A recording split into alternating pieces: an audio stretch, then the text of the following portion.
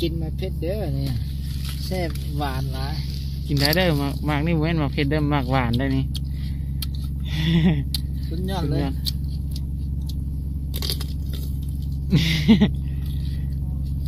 ทรงคือจีแซ่บเนาะ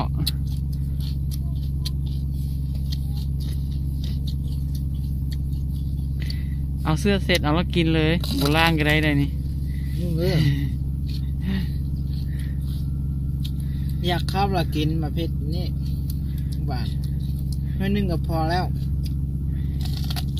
กินน้อยนึงก็อิ่มแล้วสีส้มนี่นะน้ำพริกมี3 สีเด้อสีเหลืองแล้วก็สีส้มสีแดงอันนี้เป็นสีส้มสีแดงนี่หวานกว่านี่